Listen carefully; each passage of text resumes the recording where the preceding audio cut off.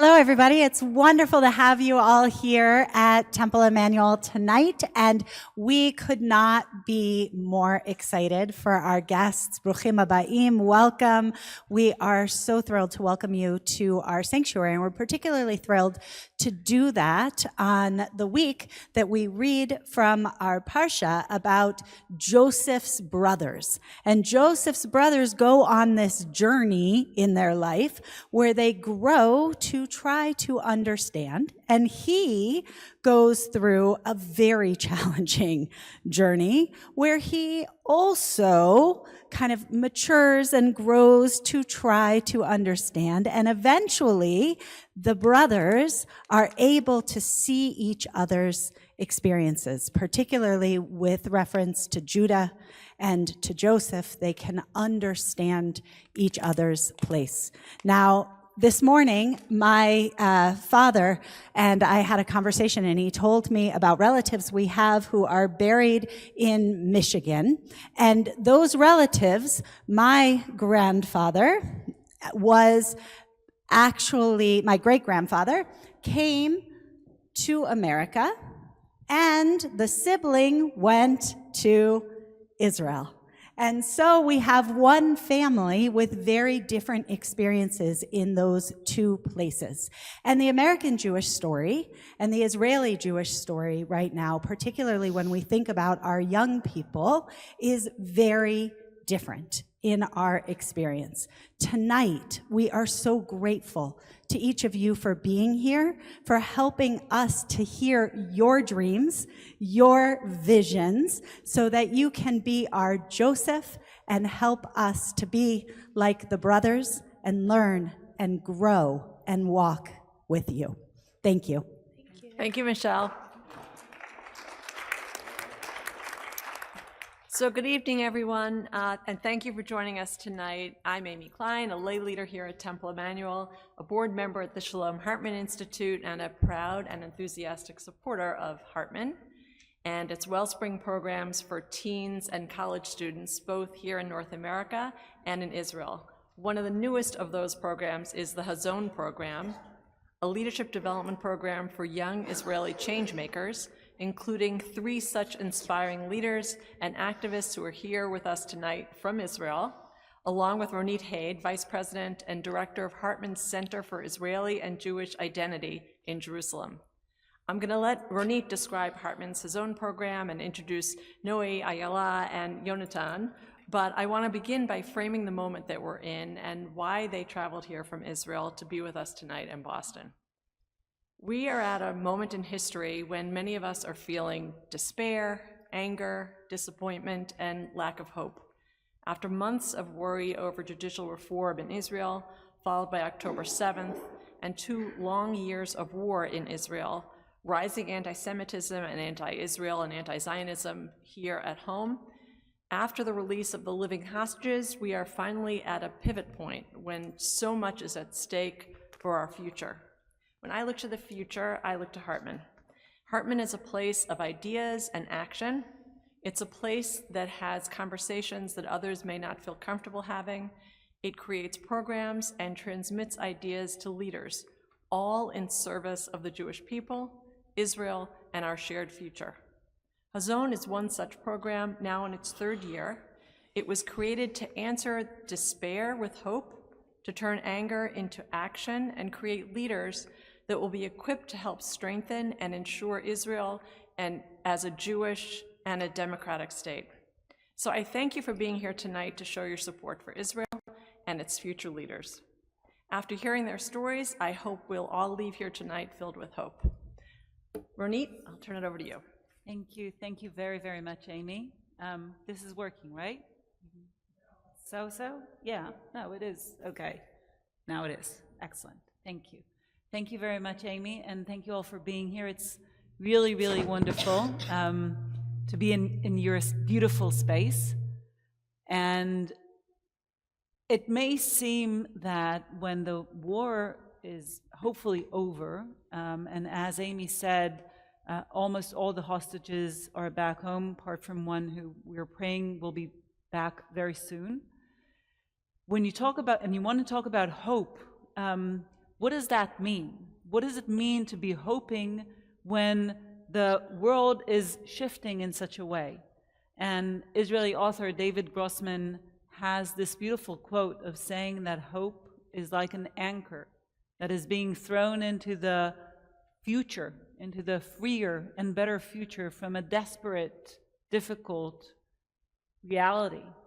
And that with that anchor, we pull ourselves towards that desired future.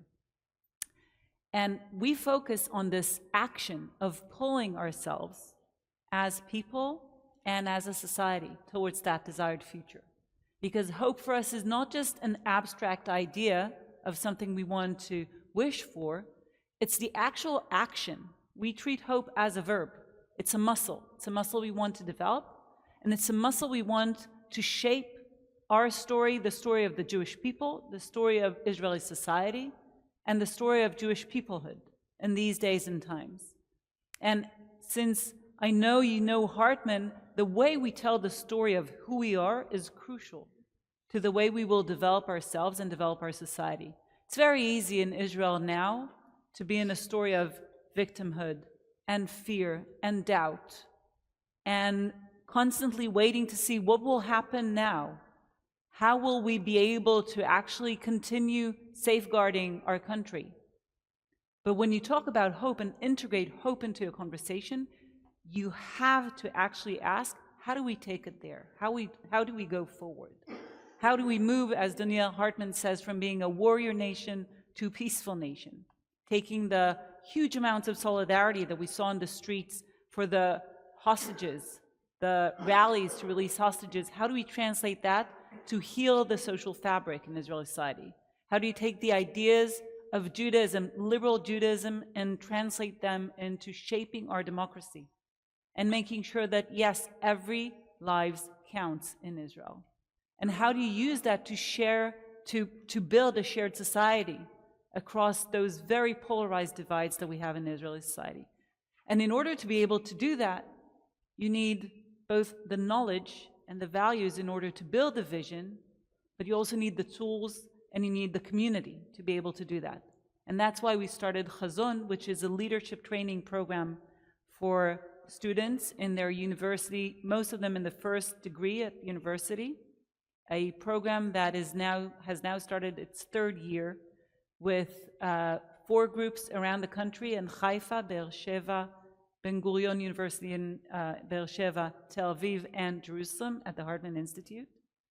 And as many people know, my mood fluctuates according to if I was teaching at a Hazon group or not, because they are the most, as you will hear, curious, committed, enthusiastic people who really want to shape the future of Israel and really want to make it an Israel that we want to have our children grow up there, have a relationship with. For me, it's too soon to talk about grandchildren, but yes, my grandchildren, I want them to also be there and be connected to the Israel I want to see. So just a couple of words about how and what we do at Hazon before I move it to our friends here. 4 hours a week, the Hazon participants meet for study with the lead Hartman scholars, also to meet with activists and to learn about leadership and leadership skills, and to work as a group to work through their challenges. After they finish the training year, a full academic year, they join the alumni network where they receive mentoring and some seed grants in some cases to build their own initiatives. And for us, as Yonathan said earlier, once you get into Hartman, and I think you also are familiar with this situation, once you get into Hartman, it's very hard It's addictive. to leave. You're just sucked in. So as you will hear, there are a lot of interconnections between the Hazon program and other Hartman programs, and we just had now the most beautiful experience of a conversation with the teen fellows of the Wellspring program here at Hartman North America, where we were just like at awe with the level of conversation that can be held. So I want to move to you and have you introduce yourselves and tell us in just a few words about yourself and how you got to Hazon. Noi, we'll start with you. So before I start, you said that every time you came and meet with the Hazon group of students, you became so full of hope. And I must share with you that now, after meeting your team, right, in that room, I'm full with hope to see the future of Jewish communities in America. And that was a very powerful conversation. So there is hope. So my name is Noi. I'm 30 years old, originally from Ashkelon, which is close to the Gaza Strip. Yeah, sure. Or maybe this? Oh, is it okay now? Thank you.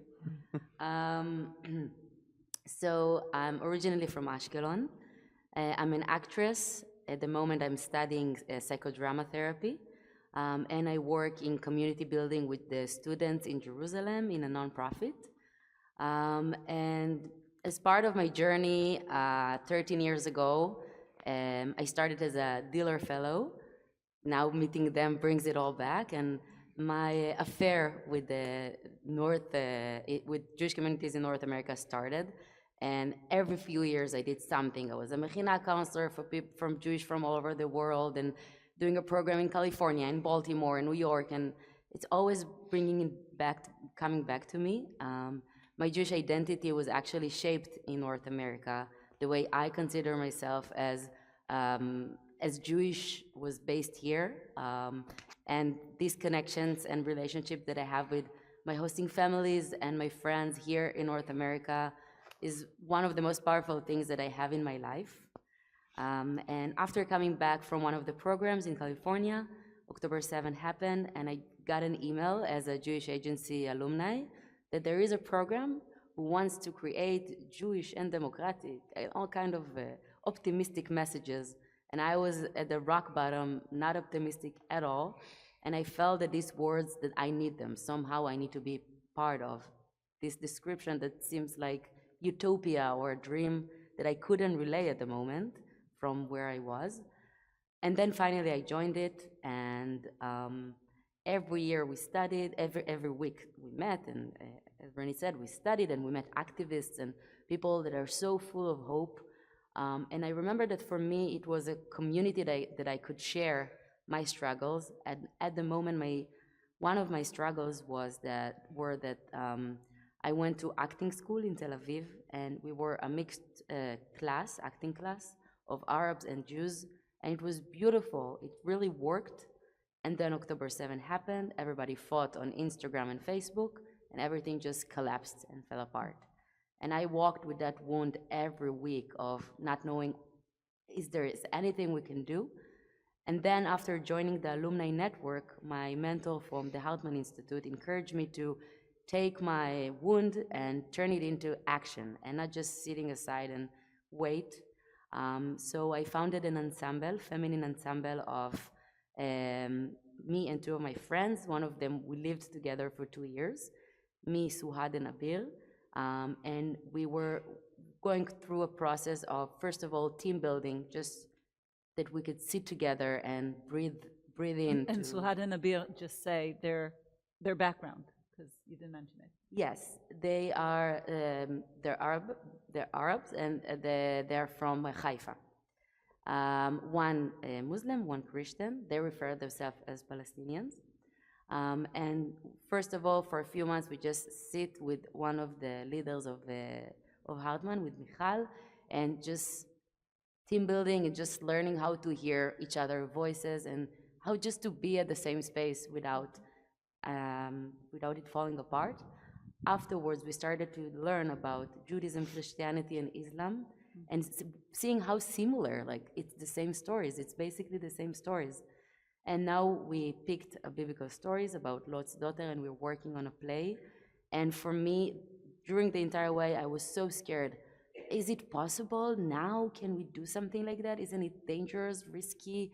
Am I gonna be canceled? What's gonna happen? And during the entire way, the Hartman Institute was like, okay, we're with you. Let's breathe and just commit to that. And actually, in a few days, I'm gonna meet with the director in New York, and going to see what we can do with this project. So I think that the thing that I got from Hartman is not being afraid to dream, because I came very sarcastic and very disappointed from the government, from reality, but now I got little drops of hope and starting to do you. something. Thank you. Ayala. Yeah, so first of all, I'm very, very happy to be here. And like Noi and Ronit said, the teens were absolutely amazing, amazing. I mean, we're here to bring hope, and they brought me so much hope. It was absolutely incredible. So it is really an honor to be here. So my name is Ayala. I'm a political activist, and I'm also part of Hazon's alumni network team. So I'm originally from Dimona, the city in the south of Israel, and I live in Jerusalem for the past 5 years. I grew up in a very Orthodox household. I went to Orthodox schools. I finished high school, and then I went to Montreal to a gap year through the Jewish Agency, where I realized I can be religious, but with pants. That was like mind-blowing, really. And I'm so happy to be in a prayer like room and without mechitzot, without any. It's amazing. I love that. Yeah, so thank you. I finished my year in Montreal, came back to Israel, did my Shirut Leumi, National Service, thank you. And then I started my first degree in the Hebrew University. I was always a political person, meaning I always had opinions on things. Like, people knew that if they will ask me, I'll have something to say about it. But I never really had a platform to do anything about it. And when I got to university, suddenly I could join a political group of students. We had all of these. We brought members of the Knesset into the campus, and we tried to make the campus more political, because I believe everything is political, and the more people are involved and are informed, we'll have a better political system and society in general. My second year, we had the judicial reform. Me and my student friends were like, there's no way we're sitting and doing nothing about Israel becoming way less democratic and Jewish. It's it really scared us. So we founded this group of students. It started in Jerusalem, a protest group, and then it was all over Israel.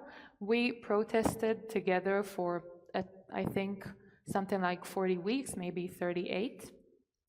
And then the war broke out. And on the same Saturday at 12 o'clock, my friends and we all established together a civil situation room. Thank you. In Hebrew, it's chamal. It's easier for me to remember. It's the equivalent of the war room, just for civil situation room.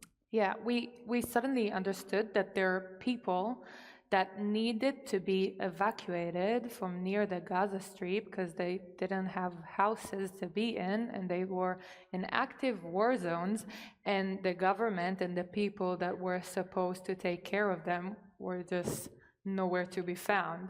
So at 12 o'clock on Saturday, my friends and we took initiative, and we slowly through the days, we got 1,200 volunteers in Jerusalem.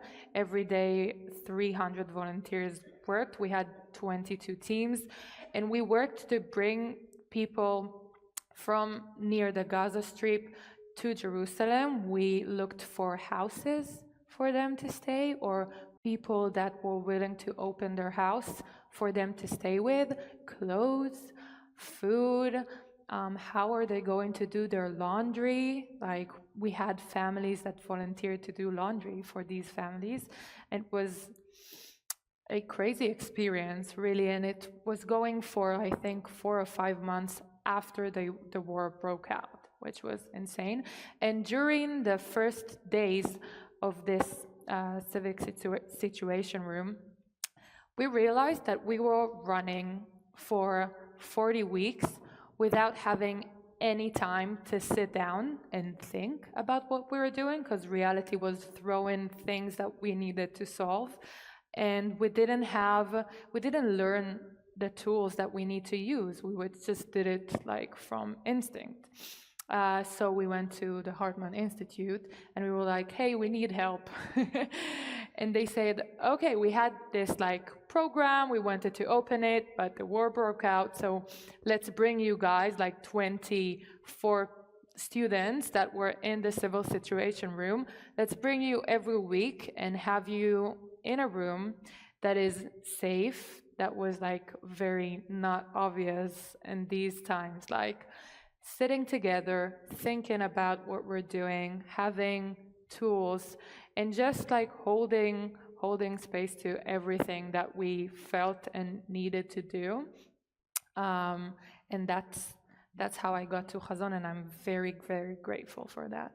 So thank you, Ayala. Before we move to Yonathan, just imagine what it felt like about 4 weeks after October 7th to be called in, invited by this young group of people who were busy doing all the amazing stuff that Ayala mentioned, very operationalized kind of action of solving a lot of technical problems, and being told, we know that it's on us. We know that there is no other responsible adult in the room, and we understand that now it's our turn, and we need help. We need help to be able to formulate a vision. We need help to be able to translate our values into a work plan and action, and we need the tools. And just the amount of hope that just a conversation like that can give you is incredible.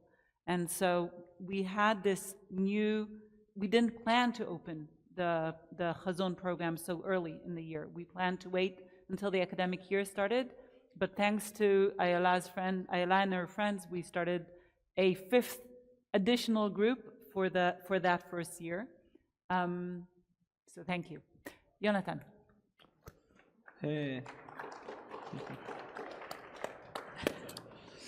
Very nice to meet you. You know, I'm sitting here in the center of the synagogue with a lovely audience, and by instinct, I'm almost starting to sing my haftarah from the bar mitzvah, but I will spare you the experience. So I'm Yonathan. I live in Haifa. I am finishing my master's degree in political science. How I got into Hazon. So when I started my degree in political science, my bachelor degree, the judicial reform started. And I thought to myself, okay, I'm a student of political science, I have to do something, because I have the knowledge. I know everything. So I started to protest. I joined the brother and sister in arms, and did a lot of protests, and I had a lot of hope because I saw that the protests did manage to stop a lot of the rules. And then October 7 happened. I will talk about how the day was for me. I was at my grandma's house in Ramat Gan. I finished a party like 5 a.m. I'm not a party man. I'm very, very old-spirited. I go to bed by 10, but of course in October 6th I went to party, and in 7, 8 o'clock I got a message from my commanding officer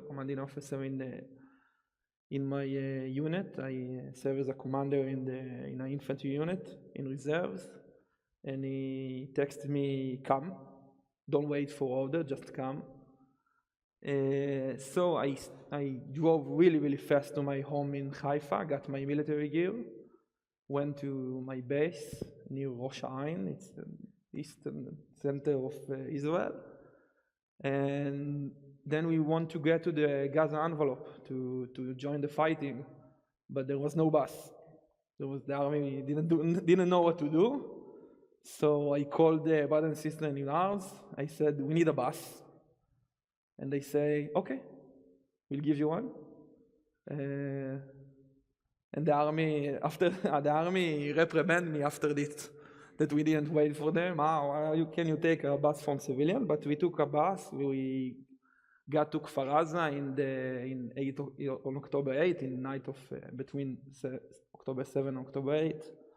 We finished the fighting in Kfar Aza, spent a week in Kfar Aza, then another month in Be'eri. We took charge of the border between Israel and Gaza when all the other forces start heading to the first invasion. Then we joined the invasion. I went to fight in the Gaza Strip for 6 months. And all of this experience, everything that happened, made me really angry, really confused. I got back to school, to the university. I felt like an alien, like I just came back from Mars. And then after a couple of months, I went to another tour in Gaza, and I injured my back. And the doctor said, "You're not going to be a fighter, not going to be a warrior anymore." And I didn't know what to do with myself. And a couple of friends that were activists, and childhood friends that were also very active in the protest against the judicial reform, told me, "Listen, there is a great program, really great guys. I think you will enjoy it." And I said, "Okay," because I had nothing better to do.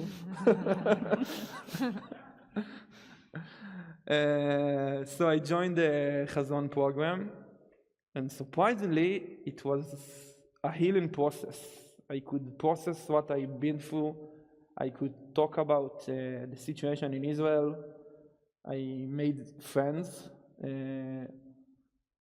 really good friends, and it was an amazing experience. And I took the anger that I felt against the government and against a lot of the corrupt stuff that happening in Israel, and I said to myself, this year I'm going to do whatever I can to change the situation, to make sure that there will be a better Israel.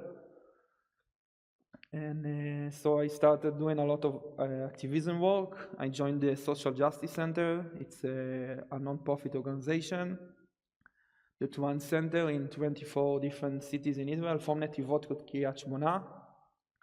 The centers help political activists that promote liberal value. They help them with the training and connection and everything they need to be more political, to be more active, and to promote more liberal value. I took a leadership role inside the Brothers and Sisters in Arms for Democracy. I'm heading the youth department. We have a camp organization is in most of the big university in Israel. And I also teach in the university, the Navy cadet, that are amazing. It's very fun. And I see it as I see that I can give them some education, but like more, give them some values about the situation. And that's how I got to this point, to Boston, in this weather. So, first of all, I want to frame two things because I know you know Hartman. So you know the intellectual activism of Hartman. I'm assuming you also know the educational activism of Hartman. Hazon is the social activism of Hartman. And it's the social activism that brings together the idea of what it means to be a Jewish and democratic state. Because as Yonathan mentioned, for example, organizations like the Social Justice Centers, who work all around the country to help organize for liberal values in Israel. A lot of the people who push for liberal values in Israel do that in a way that is detached from their Jewish identity. The Judaism in Israel, as you probably know, is very much connected to and represented, or seems to be represented by, the very extreme, ultra-nationalist, very conservative version of Judaism that is currently controlling our government and is shaping our democracy and is shaping our public spaces. And by the fact that many people who are fighting for Israel's democracy or for liberal values are doing it in a way that is disconnected from Jewish identity, means that there is this weird, completely unnatural divorce between Judaism and democracy. Those who fight for democracy are like, no, but Judaism is not for us. And those who fight for or want to have the Jewish values more prominent say, if you're pro-democracy, you're against Judaism, which is exactly what we are trying to counteract and make sure that Judaism and democracy in one voice in Israel is what defines who we are as a society. So by having people like Yonathan and Noi and Ayala work in these spaces, bringing the Hartman content and the Hartman thinking, it enables us also to create a much broader circles of working around Jewish democratic values. And I want to ask you, we just had a conversation with those wonderful teen fellows on what it means to have a relationship with Israel, and it won't be a secret to say that relationship with Israel, I'm assuming for many people in the room, is not simple. And I want to ask you what it means for you to love and be inspired by a country and by people who also really frustrate you and really anger you, following what you said, Yonathan, because there's both the love and the anger. What does it mean? What does it look like? And we'll start with you, Yonathan. So I will say my catchphrase. I am a servant of the kingdom, not the king in Israel. I believe in the country. I believe there is good people in Israel. I despise a lot of stuff that the government is doing. But I do think that it can be changed. It can be a much better future for us and for you too. When you will watch TV and see the news in Israel, it won't be all about some minister that's saying very stupid stuff. It will be maybe a great pride parade in Tel Aviv, a Jewish Arab initiative, an achievement in sport. I mean, Danny Avda is playing great. And I believe that it can be a much better day. And there's good people in Israel, very good people. I remember a couple of weeks after October 7, me and my platoon, we guard the border between Israel and Gaza. And we were waiting, we did like an ambush, waiting for maybe terrorists to arrive. And we got some food, and there were 20 people of us, we were 20 people, and we got 15 rations of food. And nobody wanted to eat, because he was afraid that the other guy won't have food. So we were all hungry. Because there are people in Israel that cannot stand the fact that the thought that you will be hungry and they will eat. There are people like this in Israel. A lot of people like this. And the government doesn't represent, not them, not us. They don't represent the people that vote for them. And there is also a huge liberal, democratic demographic in Israel that will do everything to make sure that we go to a bright future. And I'm very hopeful that, I'm sure at myself that it can be great and it will be great. Yeah, thank you. Neira? It's very difficult to hold anger and love towards your country, but I feel like it's possible, and it's possible, like Yonathan said, because the people that are surrounding us. I discovered these amazing group of people during the protests. Really amazing. And I remember me being very upset by the judicial reform. I thought that was like the worst thing that will happen. Didn't know what was going to come, but I had these amazing people that whenever I was upset and I really didn't have the strength, they were surrounding me and reminding me that there is hope. And I feel like that's the most important thing about having this like dual consciousness or thought about our country, absolutely. And also, I feel like many of the times, like Yonathan said before, anger can bring, and also Noi said that, anger and like hard feelings can bring us to do something.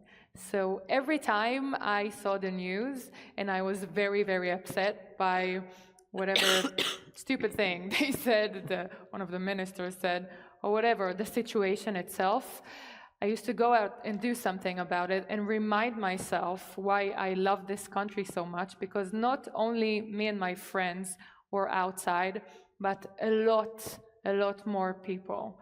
And that's I think that's the whole deal. Yeah, the people, absolutely.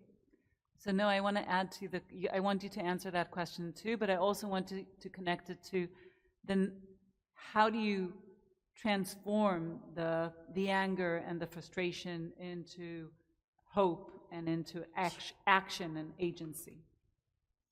So I always criticize my parents.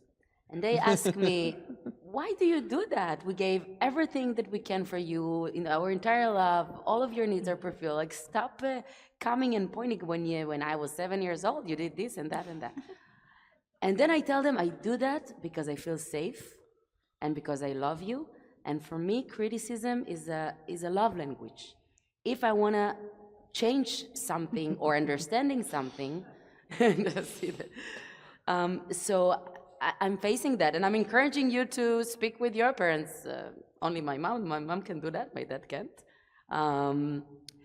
But for me, the relationship with Israel, it's very complicated, like any relationship. And I really agree with what Yonathan said about the kingdom and the ruler. And yes, the government maybe do not represent me. And I love the people. I love the people inside of my society. And after October 7th, Ayala shared about the amazing activism she did. I was at the other side. I needed places to house my family because Ashkelon was under massive attack, and my grandparents, which are 100 years old, just moved to Ashkelon. Not a good timing to relocation to Ashkelon, to an apartment without a bomb shelter. And immediately I wrote on Facebook, I need help. And my Israeli friends, my Arabic friends, my hosting families from Baltimore and from all of the Americans, the people that I know from Jewish communities. Jewish peoplehood experience. Completely. So it was Jewish peoplehood and partners by land, if it's people that are not Jewish but live in Israel. Everybody just wanted to make sure I'm okay and my family is okay. And that's so universal and so simple and without any ideologies, and it's just people to people. And I feel that the reason I want to raise my kids in Israel, it's very simple. It's because it's a small place and it's very communal. And I feel that yet, even though I'm living there and I have a lot of criticism, I still love this place. And I still want to take my guilt and turn it into responsibility and activism. But it's complicated and it's gray. And I think this is now being here every day by day, it's shaping and getting more and more clear. I want us to all see the gray areas and knowing that it's okay to disagree and still feel responsible over this place. So with this principle of disagreeing and feeling responsibility at the same time, what do you think about, what are the ways to do this transformation from anger and despair to hope and agency for change? I think, like I said, and how I feel, I'm a warrior by heart, by blood, and my battle right now is to change, to make sure that we win the election. It's very important. I feel that my back is against the wall, and there is no other chance. It's fight, flight, or freeze, and I'm choosing to fight. There is no other option, and I have to do it. And there is no way that I can understand like a way that I can stay home and not do anything. But can you say more about what does it mean? What does it mean to fight? What is the taking it forward? So I do my best to be the most useful. in all of the hat that I have. I have the hat as the head of the Social Justice Center in Haifa. That means that I will work with as many activists as I can to promote liberal value in Haifa. The situation in Haifa is not that Haifa is a very liberal city, but we're in a crisis, in a liberal crisis that City Hall is taking us to a much less liberal place, and we are fighting them in every means that we want, that we can. If it's a community, through the community, through protest, through social media. In my hat as the head of the Department of Youth in the Belarusian System is Armed for Democracy, I try to make sure that as much liberal young people in Israel will go and vote and will go and be political, and that nobody will fall between the cracks and go to the beach in the day of the election. People are doing it. It's on holiday. It's getting out the vote. And Yeah, the it's on people holiday, don't and you know. have free buses and trains, so they go on a vacation. Terrible. So I'm doing my best to make sure that won't happen. I go to the protest, I scream. It's very relaxing to scream, and everybody is cheering, and all the anger inside of you screaming it out, and everybody is very happy that you're you're using your anger. I go to the committee in the Knesset, and I also scream, but they scream back. Whatever I can, I'm trying to do to make sure that we win this election. I talk with my Navy cadet in the university, try to reach to their heart. When I talk to young people, I'm young, okay, but when I talk to even younger people, I'm closing to my 30s, so I tell them, don't think that anybody know better than you. Not any Knesset member, not any minister, not the prime minister, no professor, know better than you. This is your future. You need to take things into your hand and go out there and do whatever you can to change things to the better. Thank you. Ayala? So I have, I think, two things to say about that. The first one is that I grew up thinking that there will be this one person that will come and save us, this Superman that will go into politics and we will be saved and everything will be amazing.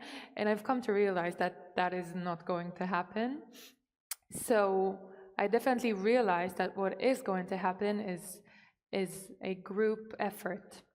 And in the alumni network team in Hazon, we understand that, and we take all of these amazing, amazing students that come into Hazon's program and finish it and have the right tools, and we try to support them with their own activism. And we do it with a really large group. We're giving them community and mentoring, and we're supporting their projects because we believe that only a big group of young, amazing people that will go into the system, in the political system, the educational system, whatever system they're activists in, only that can have a greater change, and we need a big change in Israel. So that's one thing. And the other thing, that's what I do in my political views and activism. I truly believe that the way we grew up has a tremendous amount of how we see problems. And for me, I'm now part of these groups that grew up very, very, very differently than me. So I come from Dimona, it's a periphery. I'm Mizrahi, my grandparents are from Morocco. I am a religious woman that wants to be in politics, and I see how my different identities shape how I see problems very, very differently. And I feel like part of the reason that we got where we got to is because we didn't have enough people with different identities that decide on things in Israel, in our society. So that's my think, my wish to have all of these different people with different identities, politics, education, like whatever tables that exist in Israel. Yeah. Great. Yonathan, I want to ask you, because you mentioned the army earlier, and you mentioned that you had a lot of anger, and then you went back into Gaza. Can you say a word about what it means to be fighting when you have so much anger? Okay. I'm fighting when I put the uniform. I'm not angry about I'm angry as a private citizen, but as a soldier, I do everything for love. I put the uniform because I love my soldiers that are under me, my brothers in arms. I love my family. I love my friend. I love my neighbor. All of my neighbors, all of them, Jews, Arabs, Jewish, Baha'im. How do you say Baha'im in English? Baha'im, okay. Baha'im, Cherkessim, everybody. I love them. I live in a mixed city. I have Arab students. I have Arab colleagues in the Social Justice Center in the University of Haifa. I have Arab professors. I'm gonna get married in May, and thank you very much. And there are gonna be Arabs and Jews and Jewish people that gonna lift me up, try to lift me up. I hope if there is an orthopedic here, maybe I'll consult you. And when I put on the uniform, it's from love. It's from love to my friend. And the hard part that was when I got injured, I felt like I abandoned them because I love them and I want to be them. I want to protect them. And it's not from anger. The anger is very present in my personal life. But I'm fighting and everything all the time when I in Gaza and I enter a house and we are walking down the street and it's very, very scary and dangerous. The only thought that I have in my mind is to make sure that everybody is going home safely. I didn't manage to do that job all the time, but mostly, and I'm very proud of it. And it's the most important thing to me in all of the stuff that I did as a soldier. And it's the only idea that I have in my head. And when I protest against the government, I also think that I'm protecting my brother in arms, and I'm protecting my country. But with much more anger. Yeah. I let the anger come, and it drives me. And it's the engine to a lot of the active stuff when I do, but it's not, when I'm in the military and I'm on reserve duty, there is no anger, only focus, only love, only care. Thank you. So last question, and then we open up for your questions. We spoke about throwing this anchor of hope into the future, into the better, freer future. Could you please share what would that future look like? So for me, knowing that there are people like Yonathan, that we met actually for the first time like a few days ago, knowing that there are people like Yonathan in the army, that they're doing it from love, as you said, and knowing that in the future, we're gonna have politicians like Ayala that will fight for minorities and pluralistic values that I believe in. So for me, it's the people. I really, really believe in young Israelis and after October 7th, that all of us felt that where is welfare, social services, the politician, the prime minister, nobody talked to us. For hours, we opened the TV, and the only people who talked to us were the journalists, and the journalists themselves said, where's that? So that was that, and the spokesman for the IDF. So I'm looking up, and I see nobody, but I'm looking at the people, and that gives me hope.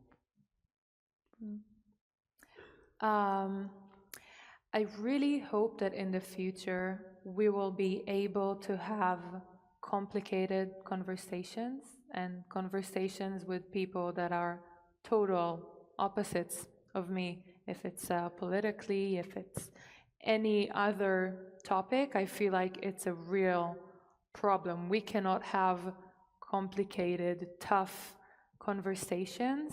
And also, I really, really hope that we can have a moral conversation in Israel. I feel like that currently doesn't really exist. I mean, in my circles, maybe, but I don't think they represent all of the Israeli society, and especially when I come back home to Dimona, I really feel from the stories that my brother tells me from his high school. He's 17, and he's like, yeah, I was in this lesson and I said that everyone deserves a life, everyone deserves to live, and everyone was shocked and they were arguing with me and they were like, you don't love our country. And it's insane how we cannot hold a complicated conversation and a moral conversation, and I feel like the Hartman Institute does exactly that, try to give us words to have these complicated and moral conversations. So I'm very happy this is happening. So I really hope that in the future we will have a moral conversation, a complicated conversation in Israel. Yonathan. I will say that, like both of my amazing colleagues said, there is a lot of really good people in Israel. I think about like conversation I have with I have a colleague that is the head of the Social Justice Center in East Jerusalem. Her name is Ayala, and I talked to her a lot about my. She's Palestinian. Yeah, she is a Palestinian. I talked to her a lot about my reserve duty in Gaza, and I talked to her about the pain that I feel, and she talked about the pain that she feels about the stuff that happened in Gaza and the stuff that happened in East Jerusalem. And we really bond and felt each other's pain. And if we can do it, I think there is hope. I do really think that if we change the government, it will be much better, not just for us. Also, I think we are doing you injustice into the Jewish community and all over the world, and especially in North America. I think that we give you a lot of. You've been wrong by our government. I see. When I met the amazing guys for Hillel and the teen fellowship program, I saw Jewish people with so much pride in their Jewish identity, so much love to the Jewish identity and the Jewish culture. It was amazing, and I think that we need to give you more attention. We need to give you better cards to handle here when you are on the campus, and we need to give you much better asbara. You are now doing it for free. You should be paid by the government, and I really think that will be hope after we win this election, and we'll change, and we'll go to a much better liberal democratic Israel. There will be a lot of work. I mean, it's not going to happen overnight, but I think that we can heal. After we change the government, we can heal. Because I look at the government every time I open my Facebook and I see the Knesset and I see the minister. I'm getting angry. I'm getting hurt. I'm staring at them and say, "How are you still in office? It's so crazy. What could happen?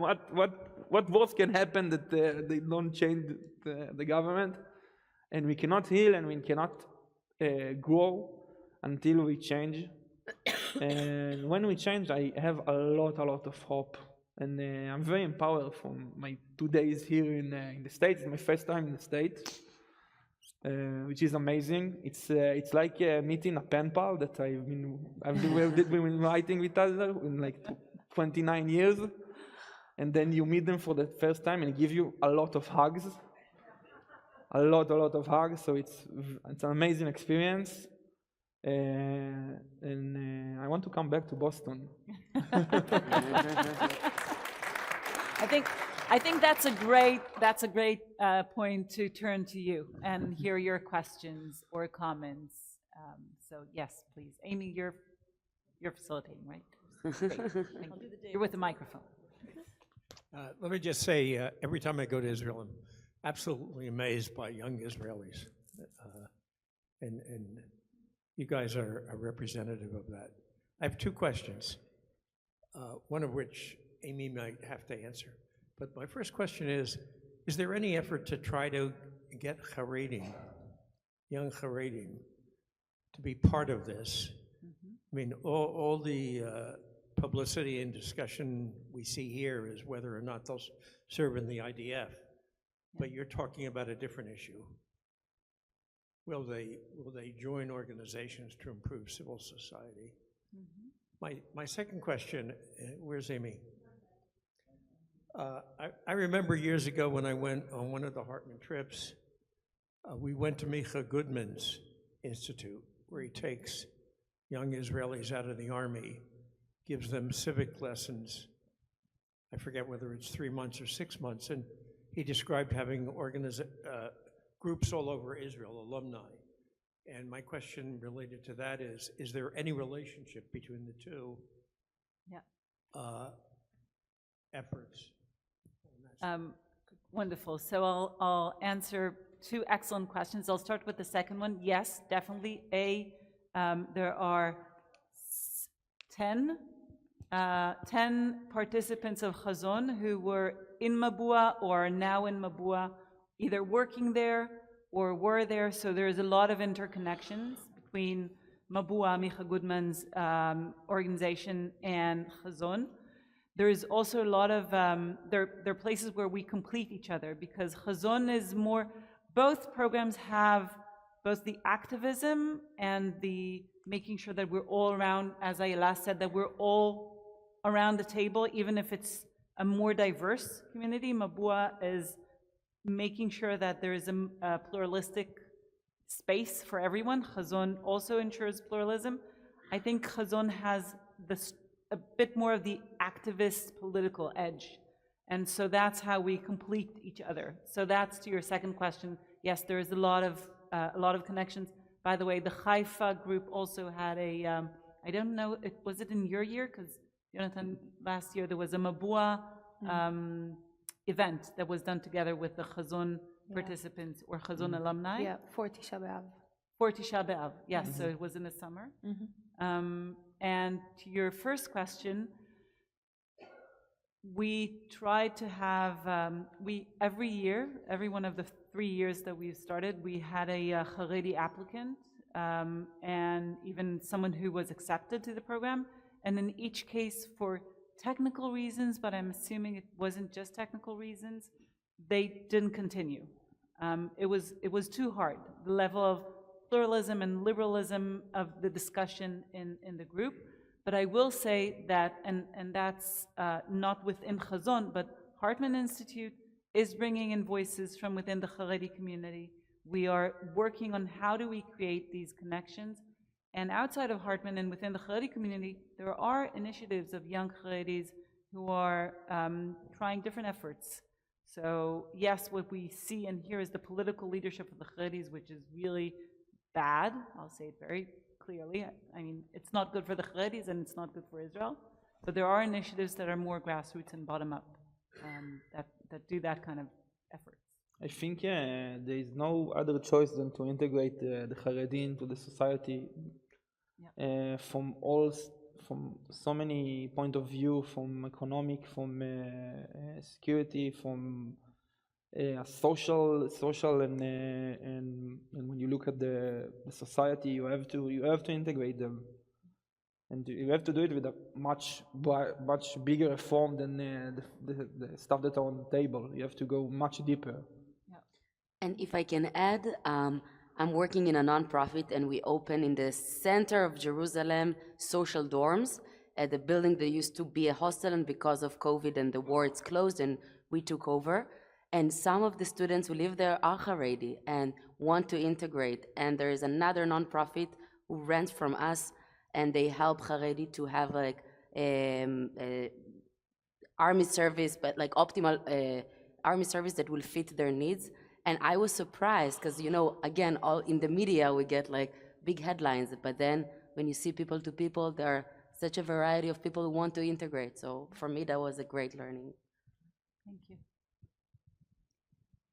Could you please clarify whether Hazon is really for Jews and the Jewish part of Israeli society, or is it because I feel like I'm hearing different things. I'm hearing, on the one hand, one of the purposes is to bring your Jewish identity to activism, and then I also hear that there's a social justice component.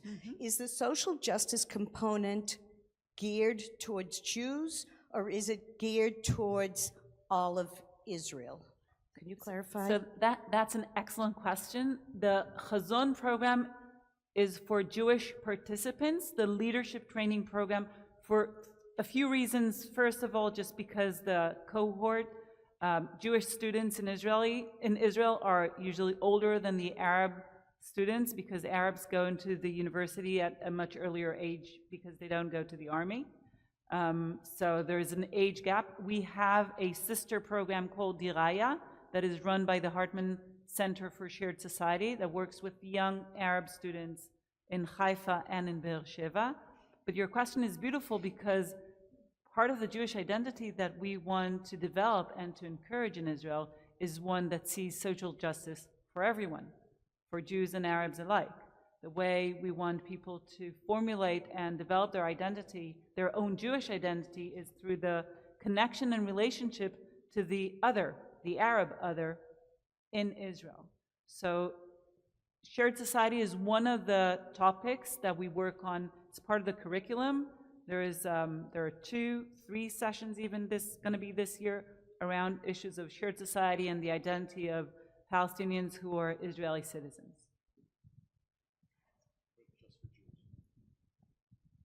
Yeah, hi. Do you work in collaboration with the New Israel Fund? I was the director of Shatil until I came to Hartman, so the New Israel Fund is very close to my heart. It was my home for 17 years before. Some of the initiatives are New Israel Fund grantees. Some of the initiatives that Hazon alumni work in, some of them are in different collaborations. The Centers for Social Justice, for example, are grantees of New Israel Fund. And some of the activists who come to lecture in the sessions are New Israel Fund grantees as well. You've used the term liberal democracy many times. Could you, as a political scientist, and each of you, I guess, define what you mean by liberal democracy? Okay, Amy, we have until next Sunday. Do you want to start, or any of you? Every time in my study that I heard the word liberal democracy from any other professor, they have every one of them had another way to describe it. But I think when you look at the macro level, when you look at it very, very, maybe in a square way, it's a democracy that have the most free election that you can have without any segregation. They have equal right to minority, and I mean, some of them will say, some people will say a very strong justice system. I do believe in it. I mean, Israel is when it depends on your government method. I mean, if you look at a parliamentary democracy or a presidential democracy, they may be different, but in the whole, it have to be very aware to human rights, have a free election and a democratic principle as a whole. Do you also want to give your sentence of what is liberal democracy for you? Yeah, for me it's like very basic, and then it like strives from there. Everything else is kol adam nivra b'tzelem. Every person needs and has basic rights just because he's a human being. It doesn't matter his or hers identities. And Nivra b'tzelem is created in the image of God. yes, thank you. And I think that everything else is built from there. Thank you. Yeah. And I think that, we have democracy in, okay, the rules of the games and on the surface, but in the actual part of like a democracy, just I feel nowadays that, and it's again only my point of view, that people want to keep their chair and that this is what matters. And for me, all of this government after October 7th needed to put the keys on the table and said, it happened in our shift, goodbye. And as long as this doesn't happen, I don't feel that a true democracy can grow. And I think it's a sense of moral that now I don't have people to look up to and get inspired from. So for me, it's most of that's the beginning. And I will add to that it's the piece in the Declaration of Independence of Israel, that Israel will be based on and inspired by the spirit of the prophets of freedom, justice, and peace. And that's what Israeli liberal democracy should be like.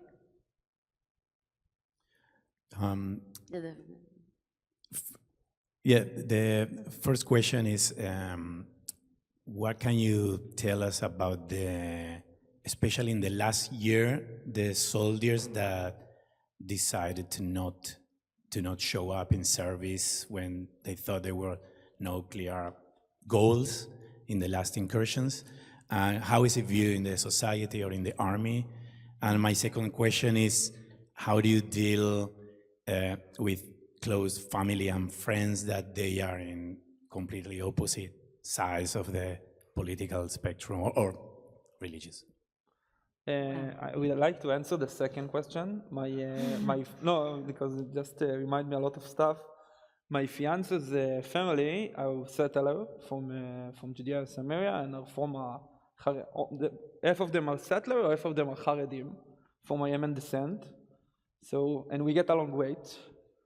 And you have to find a common ground for discussion and make them walk some mile with you in your shoes, in your thought. And sometimes you have to use a lot of soft skill to get away from argument. I remember a wedding when one of the uncles shout to me. I mean, wedding, it's not a place to have a political discussion. He shouted to me about how the Supreme Court is in charge of October 7, and I said, and I ate my steak because I didn't want to get into a shouting match with him in a wedding with all the music, with the Yemen music in the background and everybody dancing. I didn't think it's the best place to do this argument. And I will go back to the first question. I cannot judge anybody that is not showing up to reserve duty. It's been such a crazy demand to come, leave your family, say goodbye to your mother, to your father, and go to war. It's I didn't know. I'm another person since it happened. I didn't know life. I think I have a little bit better understanding of life because I knew how it felt to know that you can lose everything. I remember the drive to the base on October 7. I was so tired, and I drove and I thought about what people will say in my eulogy because I didn't know where I'm going. I thought I listened to the radio and it sounded like all of Gaza is in the south, and I need to go there and fight them, and I didn't know where I'm going to and what is going to be there. It was such a painful and hard experience, and people are going through it again and again and again and again, and they lose their business, and they're getting divorced. I have a friend that got divorced not so long ago because his wife said, I cannot handle it. Children doesn't get to see their father, and he doesn't get to walk them to school or read them a bedtime story. And when you're going through this, and you also think that maybe the stuff that you're doing, I mean, in the start it was very clear. We have to go, we have the hostages. I remember I have a soldier that he said, we are going to enter Gaza 20 and we're going to go back 22. Because he thought that we're going to find 2 hostages on the way and tell him, come, we are Israeli, come with us. It was such pure heart in the fighting in the Gaza envelope and in the Gaza Strip. And we did lose our way, and we found ourselves conquering the same neighborhood again and again, and we lost friend, and I lost friend for very stupid reasons, to my opinion, that I will never see again. I lost soldier under my command for stupid reasons, and it's very hard. I cannot judge the people that are choosing not to go to reserve duty and the people who are choosing to go to reserve duty. It's so hard. It's such a traumatic experience, and when you think that it's not the right thing to do, I don't know. It's very reasonable that you won't do it. But I don't know if my opinion is the same opinion as the other people that other reserve duty soldiers and other people in Israel. I speak only I speak only my opinion and nothing else. I think what Ayala said earlier, and I'll let you in a minute, but I think what Ayala said earlier about the need to be able to have a moral conversation is the most important thing around that question, because it's just impossible to hold this conversation in Israel. I mean, we're having it here, and you're all sitting very politely and listening, maybe because of the late hour, but in Israel, the room would be boiling. You can't have a conversation like that and not have people jumping up and shouting, because there's a lot of pain, because it's about my life, or about my son's life, or my partner's life, or my brother's life. And it doesn't matter if you're saying that you are going or you're not going, it's still about my life. And that's how people react to these huge questions. And it's really, really difficult to have a moral conversation around that. You wanted to add? I think that my answer refers to both questions about people who decided to stop reserve, to stop from going, and from different perspective and point of views inside of families and friends.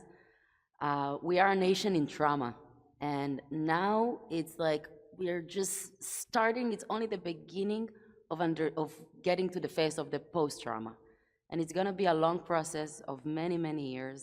And there is trauma here as well.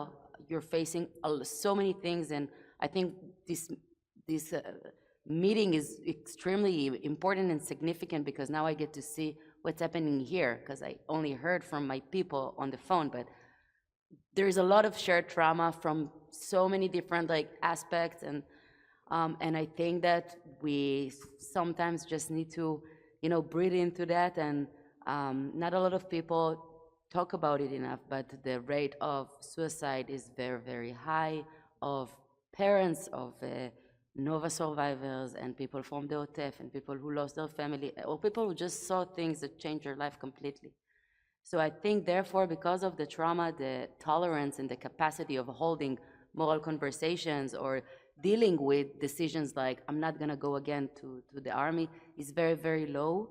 So I think we just need to breathe through that and be patient as much as possible. As Aaron said yesterday, 17 breaths. We need to breathe 17 times. 17, to just breathe 17 times. Not 16, 17. 17. That's the recipe. I'm going to take the last question, unless I don't like the question, and then I'll take one more afterwards. That is very democratic, Amy. I always cause problems. First of all, kol hakavod. What you're doing is remarkable at this time, and your ability to hold those conversations is really important. So I have two questions. Number one, we have not used the term occupied territories. You use Judea Samaria, I choose to use occupied territories. I'm in the minority here, probably. What can you tell us about your views about what will happen on the West Bank with roughly 3 million Palestinians? Number two, are you aware of how deeply split the American Jewish community is? The antipathy, that's a word that means severe hostility, for someone like Trump, who is destroying the country I love day by day, and yet there's a gap between us as Israelis and Americans on that front. And I speak for my children and my grandchildren, what future they'll have in this country. That makes so those are two questions, real easy ones. But we got along great so far. I'm eager to start because I feel like you. I feel like I'm the minority in the room. And I feel that I need to be ashamed that I personally resist occupation and that I use terminology that for some people will face me, that will put me in a position of a traitor, like this left wing, this traitor. And so me personally, I want the Palestinian people to have nationality like the Jewish people wanted and needed nationality. So I can understand most than anybody else. So for me, that's the logic. This is the house that I grew up. My dad have left-wing point of views. For me, it was very theoretical. When I did my gap year, I started to deal with that things, to educate young Jewish people about, back then I called it the Israeli-Palestinian conflict, nowadays we call it the occupation. But in North America, that was the first safe space that I had in my life to speak out loud without being afraid of, I don't know if I will lose my job or if somebody will quote me. So I'm really scared in Israel, I must say. Hartman Institute is the first place that I'm not as scared as I used to be. And even as a commander in the IDF, I found the ways to speak out my point of views. Everything changed for the good after actually having Palestinian friends, studying with them, living with Abir, my partner, and it's completely changed my life. And I know that if living in Israel is living together, is acknowledging each other, and is trying to do whatever is possible to make these two nations to live together at the same land, because both of us love the same trees and the same sand and the same view. And I think that's beautiful. You know, when my friend is coming with a bag with the land of Israel, but it's in the colors of Palestine, we love the same lady. We call it in different names. But I think that this is like my dreams and my hopes, and hopefully that I will feel comfortable to answer you and not being in anxiety attack in Israel. Yeah. It's not, I don't feel safe right now to speak like that in Israel, sadly. I would like to answer the second question. I think it relates to the inability to have a complicated conversation, because in Israel, Trump is like this big guy that brought us back the hostages, and he like forced our government to have this agreement and bring these people that we waited for them for so long, and I'm sure here it happened like the same thing, but not being able to have a complicated like view of Trump, of being like, okay, he pushed this agreement, but in America, to our Jewish brothers, he does these horrible things, and like anti-Semitic is going crazy, and like I feel like people are unable right now to have this complicated thought. And we just talked about it, like very left-wing people suddenly were like, wow, we love Trump. Like, he bought us back the hostages. Like, he's the greatest guy. And me and my friends were like looking at them and like, yes, but he does so many other horrible things. But this is exactly the point. Like, it's such a complicated conversation and idea that it's very, very hard to hold in Israel. Yeah. And here too. Yeah. Yeah. I would start with the answering the first question. I would say I'm not a spokesperson of any organization, not Balance Center Out, not the Social Justice Center, not even Hartman. I'm not the official spokesperson. Maybe we can talk about a job interview later. Because you have so much free time. In your Yeah, I have so much free time. If anybody is selling more time in the day, I would like to buy. If anybody have any guy that sell it, a dealer. So it's very complicated in many ways, but it's very easy. It's a very easy answer for me. Two-state solution. I don't see anything else. And I have to believe that in the end it will happen. I don't know if it's my lifetime. And it will be very complicated from our part, from the Palestinian part. We both sides made so many mistakes in this area. They made all the mistakes. And it will be a very, very hard job. I think first thing we need to do is come back to the negotiation table. I think I told you Ronit this on the way. It's the first thing we have to do. Because if I will live in a country that doesn't have a hope for peace, I don't know how can I live in a country like this. I have to have a hope for peace. And the only solution that I see is a two-state solution. And when it's come to, I'm going to skip to the second question. I hope I answered the first one. When it's come to Trump, my mother really hated Trump for all the time. She was a very strong supporter in Biden and Hillary and Kamala. But the subject of the hostage, it was so close to the heart of all of the Israeli. It was the most important thing. It was the most important thing. And we didn't care about anything. We just wanted them back. It was so strong. And we now feel so much gratitude. But I think it's temporary. Trump is gonna change. Trump is gonna leave. He's not office. stable. He's not here to stay for more than 4 years. I hope, if not something like since FDR, there wasn't a president that was more than 2 terms. So I hope so. Nothing will change, and Trump will leave.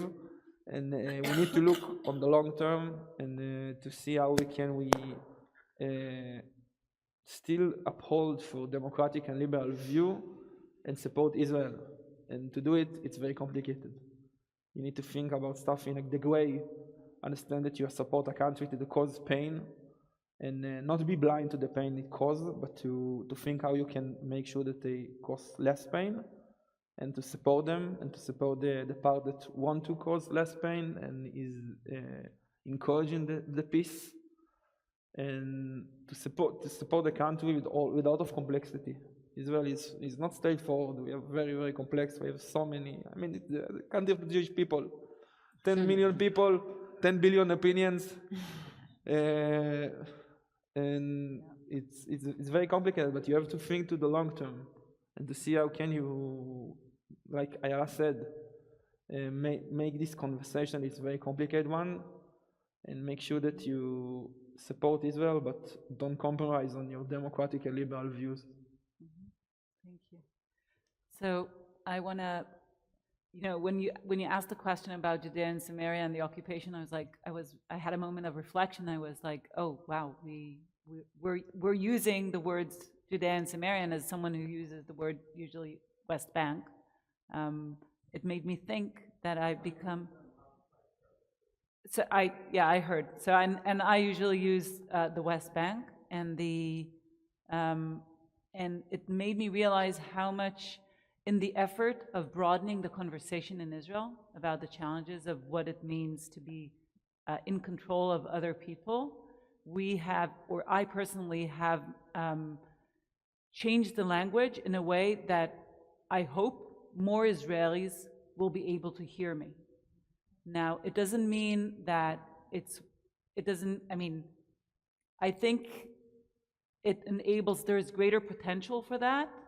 It's very different here, but that is part of what we try to do at Hartman. We try to create a conversation that will enable more people to join and ask the questions of why it is a problem to be holding the occupied territories, to be controlling the lives of other people, and not to let Palestinians have their own right for self-determination and their own national identity.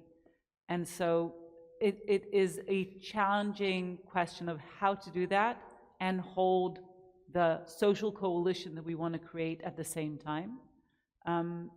But I do believe that one of the things that Israel can grow from is the fact that Israel potentially could be the example for what it means that diversity is a natural thing for the region.